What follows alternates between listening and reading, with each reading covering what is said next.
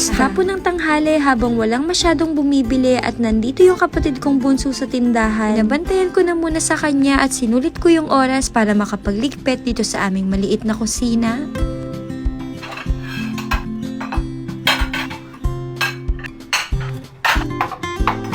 Una ko ang inasikaso ay itong nag-uumapo na naming dish drainer. Ko mga mare, may mga bago na naman kasing hugasin pero itong mga nahugasan ng nakaraan ay hindi pa nga naitatabi.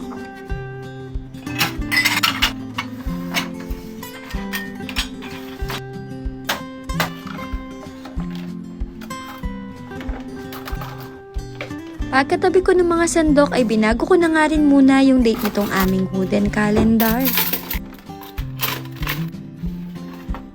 Nung maitabi ko ng lahat ay hinugasan ko na nga rin muna itong aming konting hugasin. Pinakainan lang naman namin ni Sheska nung lunch.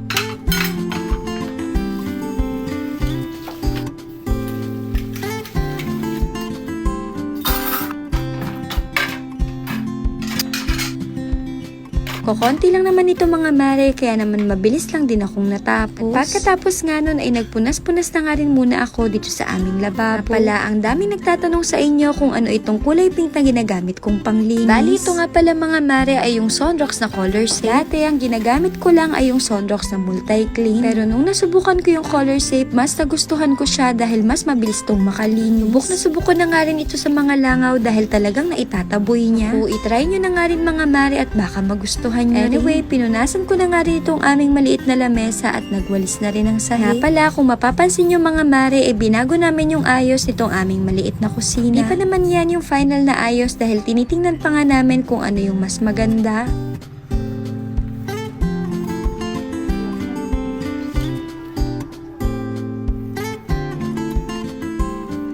Pagkatapos kong magwalis sa kusina, lumabas ako ng bahay at dinamay ko na nga rin sa pagwawalis itong harap ng aming tindahan. Pagkatapos ko dyan ay agad na nga rin akong pumasok ng bahay at tumiretso dito sa tindahan. Saktong-sakto pa nga dahil pagkaupo ko ay dumating na nga itong parcel na iniintay ko. Kaya naman ito at pagkakuha ko ay agad ko na nga rin binuksan.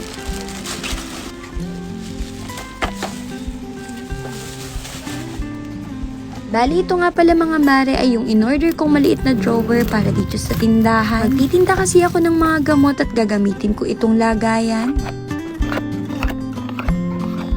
Less than 100 pesos ko lang nabili yan pero napakasulit na at ang ganda ng quality. O siya, kung sakaling gusto nyo rin yung link nasa comment section. Anyway, fast forward mga mare, kinagabihan bandang 5 PM. Ito at agad na nga rin akong nagsaing. Wala pa nga ang daddy ng mga oras na yan pero nag-message naman siya sa akin na manilate siya ng uwi. Meron pa daw kasi siyang ginagawa kaya naman siguradong pag uwi nito ay gutom na. Kaya naman ito at inagahan ko na nga rin ang pag-aasikaso ng aming hapunan.